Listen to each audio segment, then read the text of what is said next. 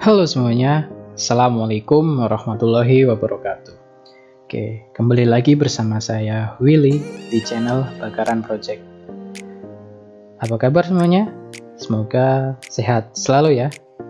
Di video kali ini kita akan belajar bersama untuk membuat aplikasi perhitungan gaji karyawan.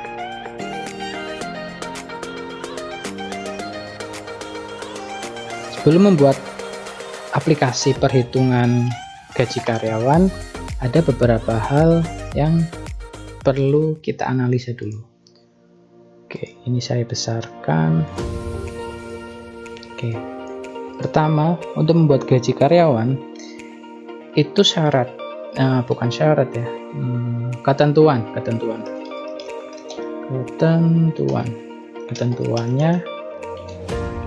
gaji pokok golongan 1 itu gaji pokoknya 2 juta, itu 23, 46. Oke, golongan 2 gaji pokoknya 3 juta, golongan 3 gaji pokoknya 4 juta, golongan 4 gaji pokoknya 5 juta. Oke, kita sampai golongan 4 saja ya. Setelah itu ada yang namanya tunjangan istri. Tunjangan istri ini yang pertama, karyawan tersebut harus laki-laki. Gak mungkin dong perempuan dia dapat tunjangan istri. Kemudian statusnya dia sudah menikah. Oke, laki-laki dan harus menikah. Untuk tunjangannya itu sebesar 40% dari gaji pokok.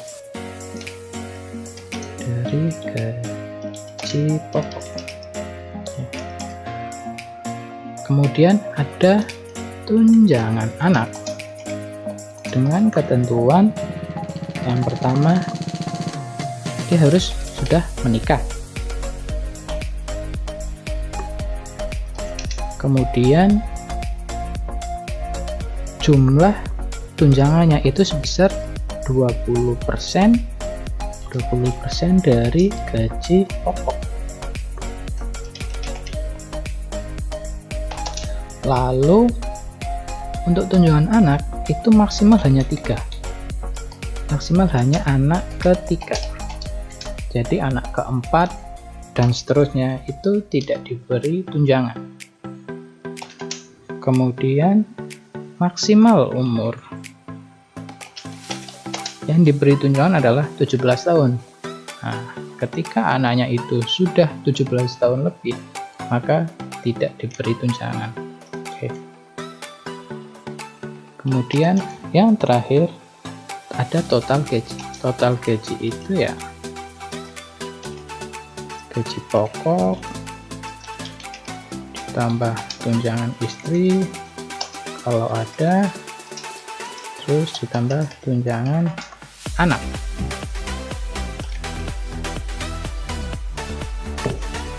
Oke, ini ketentuannya. Oke, kita langsung analisis saja ya. Kita langsung buat aplikasinya di NetBeans. Yang pertama, untuk membuat kalian bisa menggunakan icon ini, folder plus, atau bisa file new project. Kita pakai Java, terus Java application, kemudian next, jangan salah ya, Java terus Java application, next, namanya kita beri nama aplikasi gaji karyawan ya. Untuk project lokasinya terserah kalian mau ditempatkan di mana, foldernya juga. Oke, kita langsung finish. Kita tunggu. Oke, udah jadi ya ini.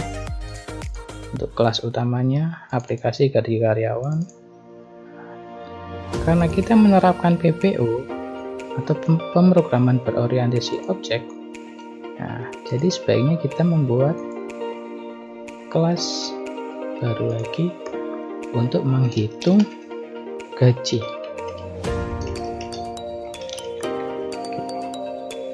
nanti perhitungannya ada di kelas ini, hitung gaji, dan klik finish. Ini kita dock aja.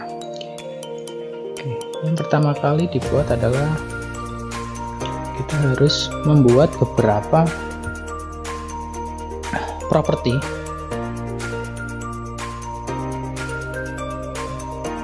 yang dibutuhkan. Yang pertama, karena kita melihat di sini ada gaji pokok, tunjangan istri, tunjangan anak, atau SOJP. Yang pertama, yang jelas kita harus mengetahui nama karyawannya siapa ya. String nama karyawan, kita menggunakan tipe data string nama. Kemudian yang perlu dimasukkan adalah golongan ya. Golongan tadi kan ada 4 golongan kan, 1, 2, 3, 4. Nah, kita menggunakan tipe datanya char saja, char golongan. Kemudian karena di sini ada tunjangan istri, nah ini jenis kelamin ya, kita bikin jenis kelamin nanti L atau P aja ya, pakainya char. Oke, jenis kelamin tipe datanya char, jenis kelamin. Oke, kemudian yang diperlukan adalah menikah, berarti status ya, statusnya menikah atau belum. Kita bisa menggunakan tipe data char, atau kita menggunakan string biar lengkap. Status banyakan ya. Oke. Kita sudah punya beberapa properti atau variabel, nama status dengan tipe data string, golongan, jenis kelamin dengan tipe data char. Kemudian yang diperlukan adalah tunjangan anak, berarti ada jumlah anak ya, jumlah anak, tipe datanya karena ini untuk perhitungan, tipe datanya int, jumlah anak. Oke, kita sudah bikin beberapa properti. Kemudian selanjutnya yang perlu kita buat adalah membuat getter dan setter. Untuk membuat getter dan setter, kalian tidak perlu mengetik satu persatu. Kalian bisa menggunakan fitur yang ada di NetBeans ini. Caranya yaitu klik kanan di sini, kemudian insert code, atau di sini shortcutnya yaitu alt insert. Kita klik saja. Nah, kemudian kita di sini ada beberapa pilihan, ada konstruktor, lagger, getter, setter, dan lain sebagainya. Kita pilih getter and setter. Oke, nah ini apa saja yang diperlukan atau apa saja yang perlu kita buat. Kita buat semuanya aja ya, select all, kita buat getter setter untuk semuanya, kemudian generate. Udah dapat nih, kita nggak perlu coding satu persatu. Oke, selanjutnya kita perlu membuat sebuah metode atau function untuk menangkap inputan dari user ya. Oke, yang pertama kita menggunakan modifier public biar bisa diakses di kelas lain, kemudian menggunakan void karena ini tidak mengembalikan nilai, kemudian namanya input. Oke, kita bikin bodinya.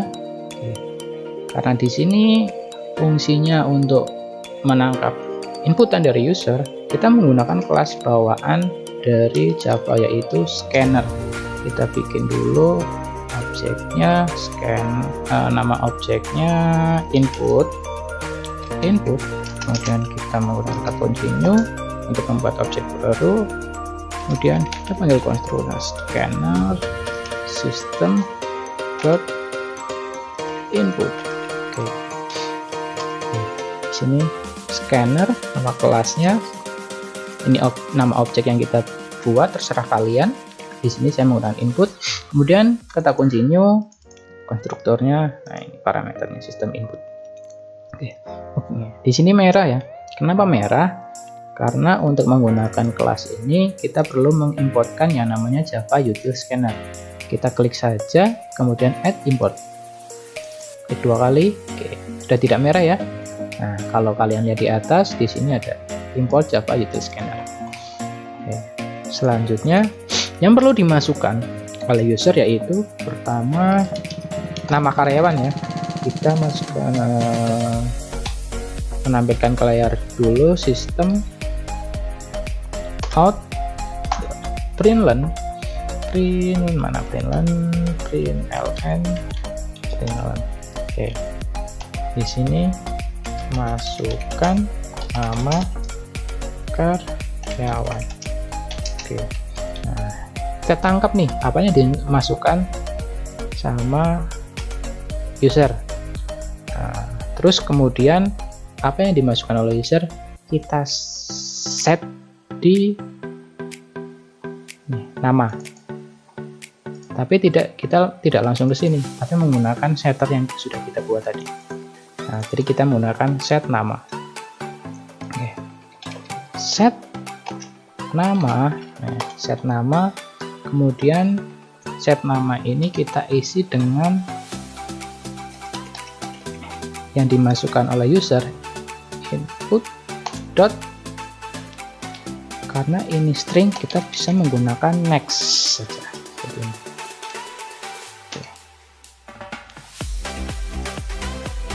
Oke, selanjutnya kita akan menangkap hasil inputan dari user yaitu golongan ya, golongan karyawannya itu golongan berapa. Oke, kita bikin sistem out println salah di sini saya tipe ya. Ini sistem out println. Oke, masukkan golongan karyawan. Kemudian kita set di golongan. Oke, nah, masukkan hasil inputan. Karena golongan tadi tipenya char ya, kita menggunakan next, tapi di sini kita menggunakan char add, jadi char yang ke 0. Oke, seperti ini. Oke, selanjutnya kita akan membuat function untuk menentukan gaji pokok karyawan berdasarkan golongan yang sudah diinputkan oleh user. Oke, tadi ketentuannya yaitu gaji pokoknya golongan 1 2 juta, golongan 2 3 juta, sampai golongan 4 5 juta. Oke, kita buat modifiernya public, karena di sini ini akan menghasilkan nilai ya, maka kita menggunakan tipe data double ya, kemudian nama functionnya yaitu get gaji pokok. Oke. Kemudian kita di sini bikin variabel bantuan double gaji pokok. Oke, kita inisialisasi dulu awalnya 0, kemudian di akhir ini, nah ini kan merah nih karena di sini missing return statement, karena yang namanya function ini perlu ada nilai kembalian. Kalau void kan tidak perlu ada nilai kembalian. Kalau function yang ada tipe datanya ini perlu ada returnnya, nilai kembalinya. Kita balikan lagi ke gaji pokok. Oke.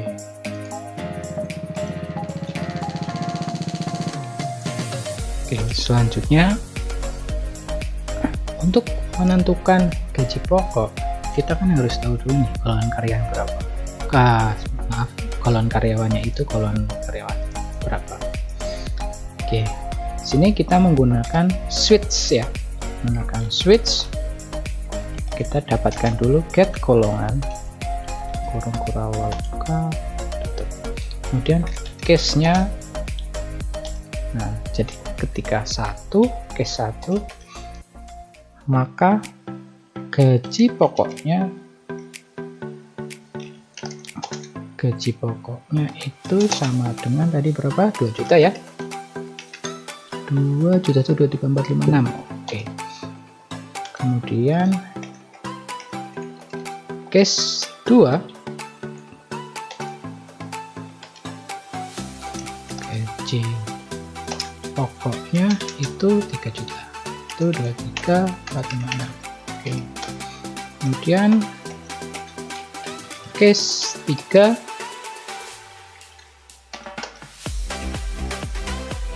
gaji pokoknya 4 juta. Kemudian case 4, gaji pokoknya 5 juta. Kemudian di sini kita kasih default. Default ini tujuannya adalah ketika yang diinputkan user itu selain dari angka 1, angka 2, angka 3, angka 4, maka defaultnya berapa? Defaultnya kita bikin gaji pokoknya 0 karena tidak masuk kriteria ya. Jadi yang masuk kriteria itu adalah golongan 1, 2, 3 sama 4. Oke.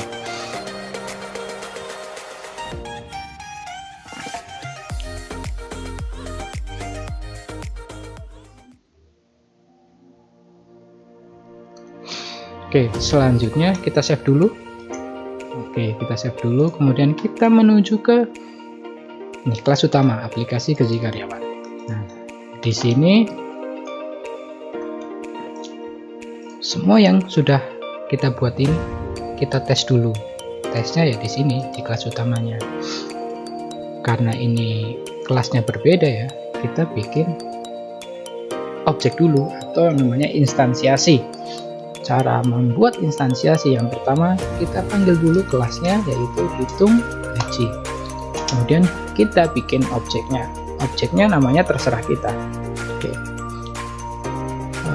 Kalau saya nama objeknya semisal gaji ini ya. Gaji, kemudian new hitung gaji. Seperti ini buat objek. Ini nama kelas, nama objek yang kita bikin, kata kunci new, ini konstruktor. Oke. Kemudian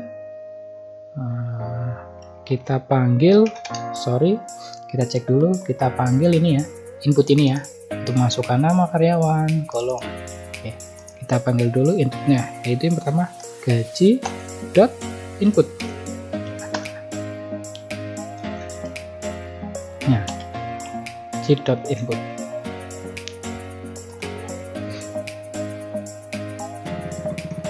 Oke, kalau kita tes, coba ya kita tes. Oke, maka akan tampil seperti ini ya. Masukkan nama karyawan, misal Willy. Masukkan golongan karyawan 1. Nah, ini ada kesalahan ya, harusnya Willy-nya di sini, karyawan di sini. Oke, nanti kita perbaiki. Oke, sukses ya, sukses. Tapi kita perbaiki dulu biar masukannya di sini, golongan lainnya juga di sini. Kita close. Caranya, nah, ini tadi kan kita pakai println karena ln ini line new ya, membuat baris baru. Jadi kita pakainya begini aja. Ini juga. Oke, kita coba. Oke, masukkan nama karyawan Willy. Oke, di sampingnya ya, golongan karyawannya 1. Oke, jadi. Oke. Kemudian kita akan tampilkan gaji pokoknya berapa. Oke, langsung saja di sini. Kita bikin sistem out. Ini println-nya, pakai println. Ini kita bikin 1, 2, 3, 4, 5, terus hasil perhitungan itu 2, 3, 4, 5. Oke, biar agak rapi aja.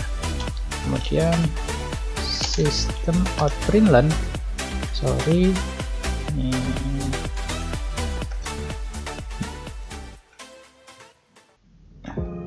nama karyawan. Kemudian kita masukkan gaji get nama ya, seperti ini. Kemudian system.out, sorry x-nya ya, tipe di sini ya, system.out.print. Oke, sini gaji pokok. Gaji pokoknya kita panggil metode, panggil get gaji pokok. Oke, seperti ini ya. Kita coba taran. Oke, masukkan nama karyawan Willy, golongan karyawannya 1. Gaji pokoknya ternyata masih 0 ya. Nama karyawannya Willy, gaji pokoknya masih 0. Oke, kita analisis dulu. Oke, coba kita analisa dulu ya. Kita dihitung gaji pokok. Gaji pokok. Oh iya, ternyata saya lupa. Maaf ya.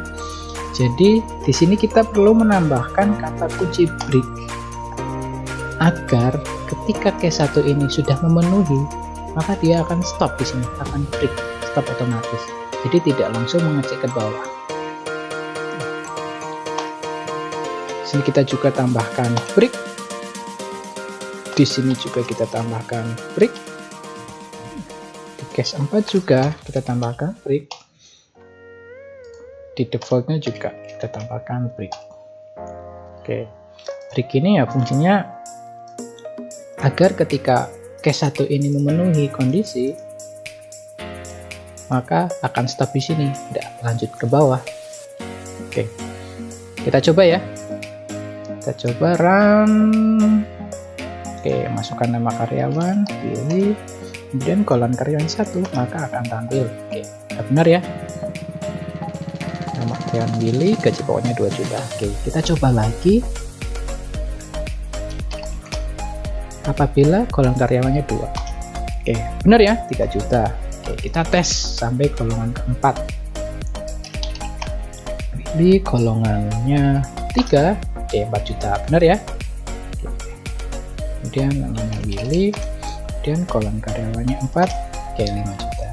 Kemudian kita coba lagi dengan golongan yang di luar dari 1, 2, 3, 4. Pilih, kemudian kita coba golongan 8. Ternyata 0. Oke, ternyata benar ya, sudah benar. Oke, kita tadi sudah sampai ini ya, menentukan gaji pokok. Oke, untuk selanjutnya, di video selanjutnya kita akan mencari tunjangan istri, tunjangan anak, dan total gaji.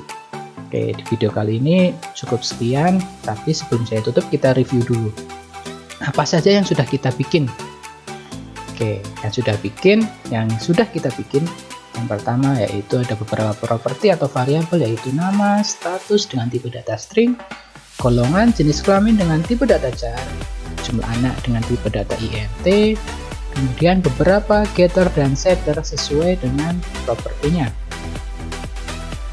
atau variabel. Kemudian kita sudah membuat metode input void tidak mengembalikan nilai untuk menangkap inputan yang dimasukkan oleh user, yaitu nama karyawan dan golongan karyawan. Kemudian kita juga sudah membuat sebuah function untuk menentukan gaji pokok berdasarkan golongan yang sudah diinputkan oleh user.